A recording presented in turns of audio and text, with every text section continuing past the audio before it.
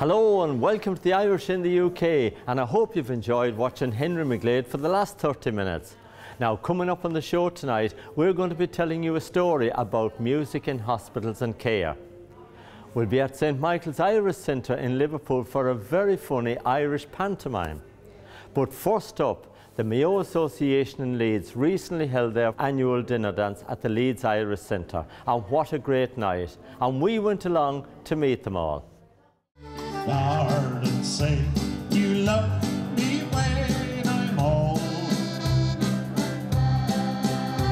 When dark clouds gather round and nights are cold. And say tonight was fantastic, way better than we expected. We've had a lot of ill people tonight through a flu that's hitting Leeds, but without them we still had a great crowd, and we're more than over the moon. Yeah. Well, absolutely. And of course, you were chatting to me earlier and you were saying, you know, how it's a bit difficult now, you know, to get the younger people involved in the associations and everything. But here tonight, you've got a great mixture of people, young and old and middle-aged. Well, I've always said the easy thing in life is to throw in the towel. We don't believe in doing that in Leeds. No matter how difficult it is, we will still fight on and we will survive. Well, absolutely. Now, Maureen, of course, you're secretary of the Mayo Association here in Leeds. Tell me a little bit about the Mayo Association here in Leeds. Well, it was founded in 1971, shortly after the club opened here on this new site. I mean, we had a smaller club in Lower Briggate initially, and you know, we've been a member ever since, and I've been secretary for over 30 years, I think now it will be. Have you always had your dinner dances here at the Leeds Irish Centre? No, we had down in the Metropole many years ago, and the Guildford was another hotel. But since we opened here, I think we've just had 1 year that we've, you know, not. It's here is more homely, and you know, I think it's more people feel more comfortable in their surroundings here. And of course, your annual 46th dinner tonight, that's a great tribute to you all for keeping it going so long and keeping the spirit of Mayo alive here in Leeds. It has been a struggle, I have to say, but our previous chairman was very good in keeping it going, and sadly he passed away 4 years ago. But Seamus has taken the helm now, and hopefully we will be able to continue. It would be lovely to be able to see our 50th.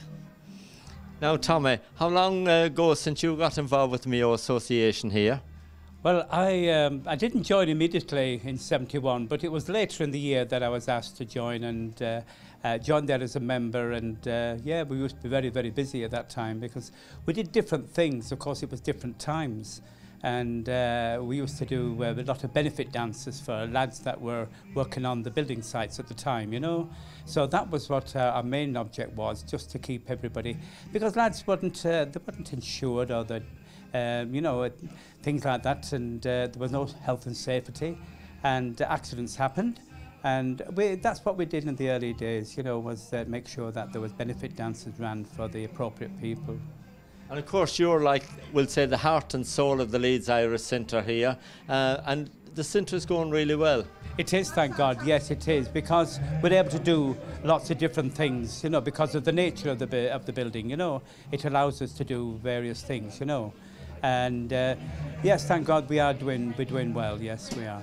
And Seamus, of course, looking to the future now, you might want to say to some young Mayo people out there tonight to come and join you. Yes, I'd love that. I brought 4 of my sons here tonight. I'm hoping that they'll get some of their mates and join us. That's the next generation. And if we can convince them that it's worth it, then I think they will do it. don't show that white feather wherever you go. Act each as a brother and help one another. John, what a great night here for the Mayo Association in Leeds. Of course, you were guest of honour there. Have you enjoyed the night?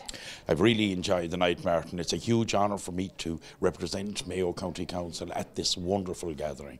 And I want to thank all the organisers for offering us that opportunity to come and mix with our diaspora here and indeed forge links into the future.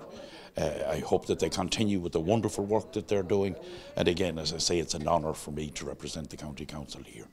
Now, when you were doing your speech earlier on, we heard you talking about isolation, and of course that's something that's very important to us here in the Irish community here in Britain, that we all stick together. Yes, we had the privilege of meeting with the Mayor of Leeds today, and I want to thank her for the opportunity of meeting her and showing us around her chamber. And afterwards, we sat and we had an informal discussion. And I was amazed that the problems facing councillors here, the social issues facing them, were very much the same as the social issues facing us at home in Ireland. And of course, you're aware, Martin, that Mayo is a rural county, and social isolation is a huge issue. However, we can make a difference by reaching out, especially to our aged Mayo Association members or former members, and making sure that they are taken care of and that their needs are met. And I ask your association to continue with their work here. I know they do wonderful work with their Tuesday Club. Please, God, give them the strength to continue doing that. And of course, Damien, you're a guest as well here with the Mayo Association here in Leeds tonight. It's great to see you back with us here in England. Of course, you were here a few years ago for the Mayo Association in Manchester. I was indeed, and I'm delighted to be back here again. And I suppose, you know, in the last reinvigorating of the local authorities, and when we got back to a scenario of economic prosperity, one of the priorities that I had when I was mayor of the county was that we reach out and connect with the diaspora, and that began in 2014. And I suppose the main diaspora are in the US and the UK, and this is no different to many of the other associations and organisations that we have met and that we've reached out to. And I'm delighted to see that that connection has now got stronger, more reinvigorated, and it's part and parcel of our programme and what we do. And obviously, as we adopt our annual budgets, it's critically important, because the way I see it, the mayor of the county, or that office, represents every Mayo person right around the world. And it's critically important that the local authority connects with each and every one of the Mayo people. And of course, the associations here in England, the Mayo Association and many other associations, are very supportive towards charities and do great work behind the scenes. And it's great to see the likes of yourself, Councillor, here tonight supporting them because they need every bit of support and moral support that they can get. And you know, economic support is one thing, but moral support is critically more important. And you know, as we met the organisers of this association here over the last 2 days, and you know, it's really the jewel in the crown for them that they get representatives from their native county to come over here as formal guests and to address a gathering like this. I think that that's so important, because connectivity and connection and recognition of the good work that the many Mayo associations like Leeds do right around the world in bringing their communities together, it could never be underestimated. And I'm delighted to see that we have it now as a priority within Mayo County Council to support that in every way we can, both from a visible aspect and an economic aspect. And John, of course, you're here representing Mayo.ie tonight. Now tell us a little bit about what Mayo has got to offer. Well, Mayo.ie was set up in 2011, and again in 2015 we enhanced that, and it gives an opportunity for Mayo people throughout the world to visit that site and see what is on offer and to connect up with their communities back home. And indeed, if they're coming to visit, they can see what is on offer. And we have, from a tourism point of view, we have wonderful scenery. We have the Western Greenway. We have, you know, Knock Shrine. We have the fishing in the Moy. It's endless. Croagh-Patrick, you know, it's just endless, the scenery we have there, and the hospitality that will be shown to them at very affordable rates.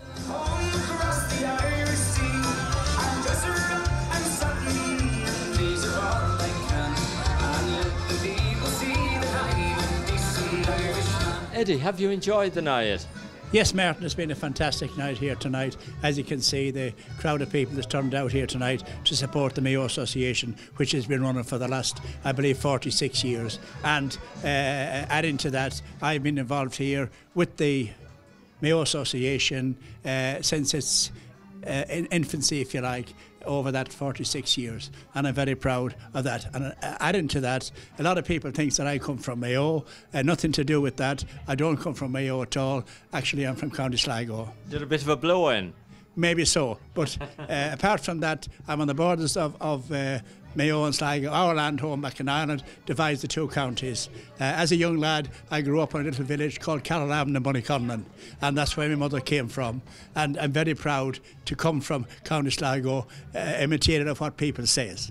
And of course, Eddie, you're a great supporter here of all things Irish in Leeds.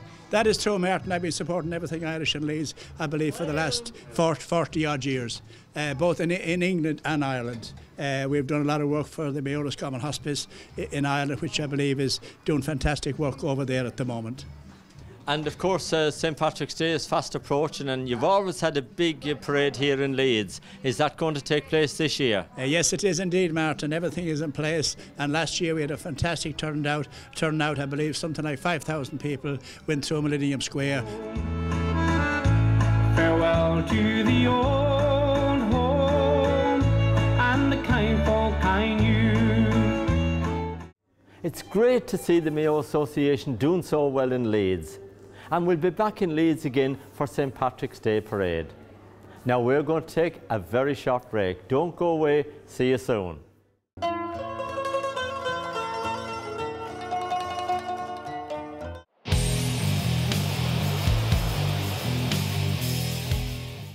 Welcome back to the Irish in the UK. Now, if you've got a story you'd like to share with us, contact me. The details are on the screen now. Now, Music in Hospitals and Care is run by a voluntary organisation. They do wonderful work playing music in nursing homes, in hospitals and in care homes. And quite recently, Grace Kelly organised a fundraising evening at the Charlton Irish Club in Manchester to raise some much needed funds for the charity. You know this one, Mama, down with you, you know this one.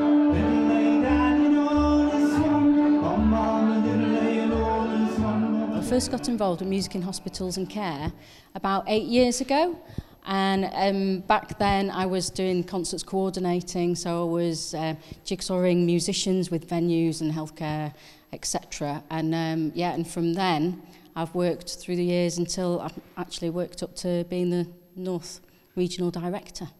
So tell me, how long has Music in Hospitals and Care been actually going? Well, this is a really important year for us because we're actually 70 years old.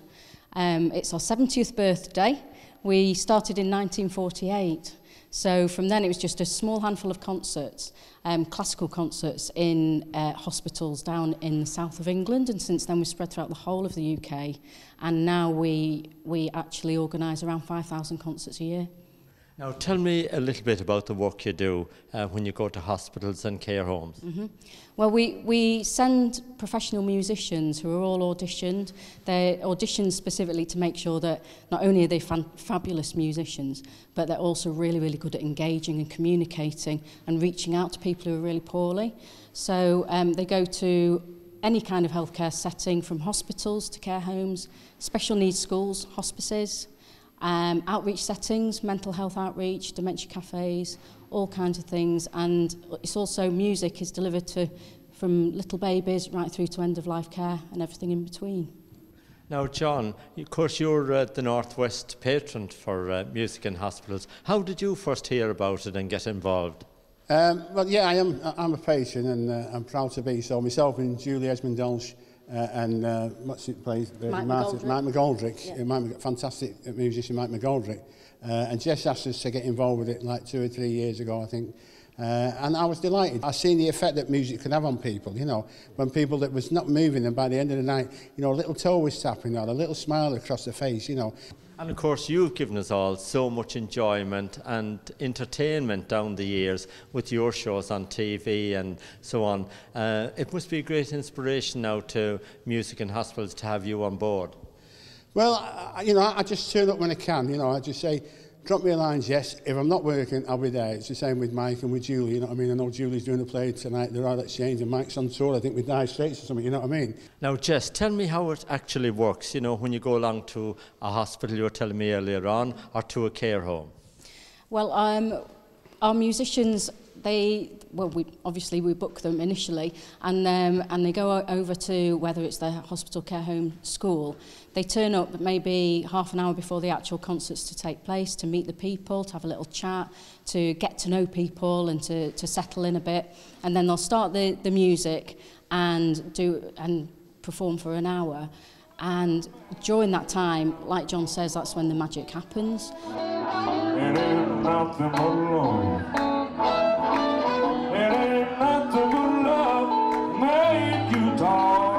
Brilliant night here tonight, Martin. Absolutely overwhelmed with the amount of people that's turned up for Music in Hospitals and the fundraising night. 70 years and a great night. Brilliant night. Well, absolutely, and it's great to see that so many people gave up their time here tonight, come along to play free to raise money for this wonderful cause. Yeah, all the musicians here tonight all work for the organisation, and there's a big mix of music from classical to trad to jazz to a bit of blues, bit of 50s and 60s, 70s folk. It's a great mix for everybody tonight, and a full house, you know, all around the place. Gorgeous raffle prizes, lovely friends we haven't seen for ages, and Jess, as I say, and John there, absolutely magic, the amount of work they've put in general. Jess works and Katrina for Music in Hospitals, and they do tirelessly work throughout the year, and especially for tonight as well, and I'm very proud to work for them. And Jess was even telling me earlier on there that they go to hospitals now where maybe people has major operations and they play really soft, relaxing music, and it helps the patient to, you know, kind of relax a bit more, enjoy it a bit more, and maybe forget about their pains for a short period. Absolutely, and like John said before, and Jess, it can either bring you back from somewhere or bring you to another place. It can distract you if you're going through illness, before, after, during. It's an amazing thing to have music for anybody who's poorly, or even for when we're well.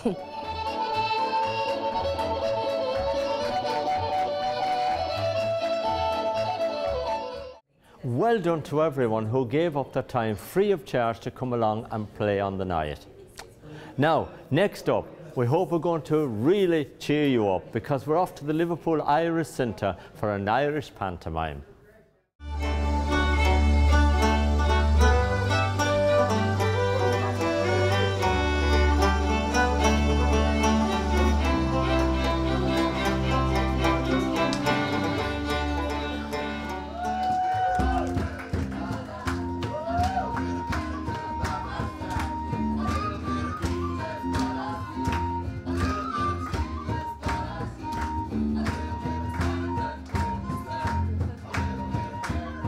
The Sleeping Beauty of Bally St Michael is an Irish pantomime, very loosely based on Disney's Sleeping Beauty. Now, we've had great reports about this. It's really, really funny. It's hilarious. It's really hilarious. We've had a great time practicing and great crack all together with it.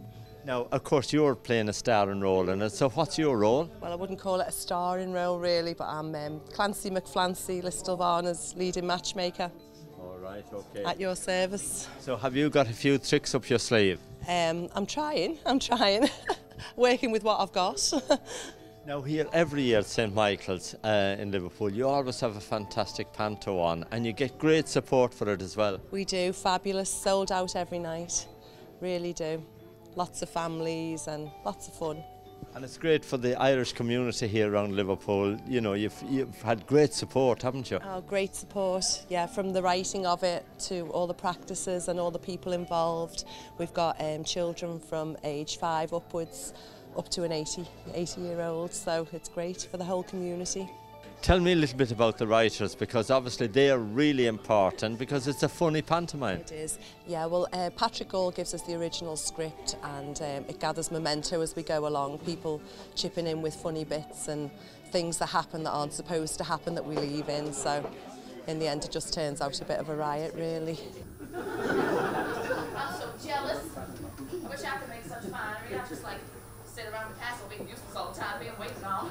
But that's because you're precious. Why don't I teach? Matthew, tell me a little bit about Bally St Michael. So, that king, been trying for a baby for years, for an heir to the throne, not had one. Now, mysteriously, the Queen's been eating spuds, magically, baby appears. There's something fishy going on. And I was not invited to the christening, raging. So I'm not having that. I'm going to turn up and I'm going to put a curse on that baby. She's never going to sit on the throne of Bally St Michael. She can go to sleep for 100 years. And that pesky interfering fairy Grace thinks that she can get rid of my curse. Well, she's wrong. Because I will watch over that castle and there is no way that anyone is going to wake that princess up from her slumber. And what have you done wrong that you never got an invite? I don't know. I'm such a kind, lovely person. I may have swapped a few babies about once or twice, but we all did things when we were younger, didn't we? Well, you've got a lovely, kind face, but I'm a bit worried about your nails. Shellac. Scouse secret. Now, how much time, effort has gone into this?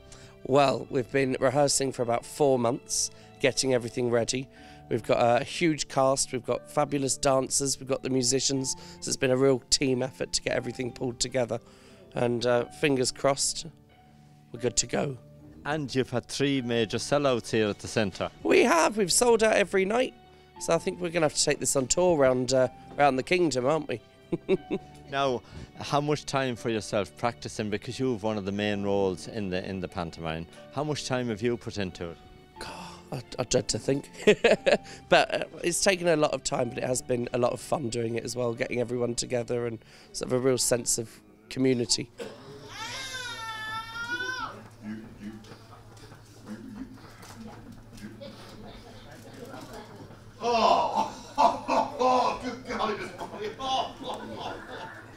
Well, I think I'm the king, and I think I'm Elvis. Are you sure? I'm sure I am, ma'am. Well, tell me then, Mr. Elvis, what are you doing in the pantomime? Well, I'm the king, and my queen, Queen Hazel, she wants to have a little baby of her own, and I'm just sort of helping her out there, you know. I'll sing a few little songs for her, and it's pretty cool, man. And are there romantic songs? It's very romantic. I'm a very romantic man. And Elvis, when did you come to Liverpool?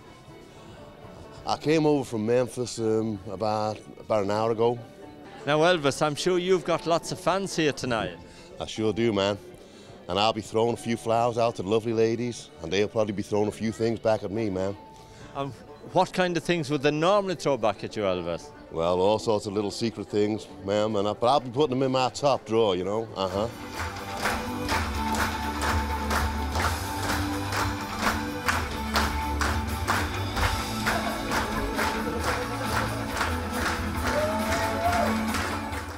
We had great fun with them all over there in Liverpool, and everybody enjoyed the pantomime. Now, Henry McGlade is back next Thursday evening with the Irish at home and abroad at 7 o'clock, and I'm back at 7:30 with the Irish in the UK. Both shows are repeated on a Saturday night between 8 and 9 p.m.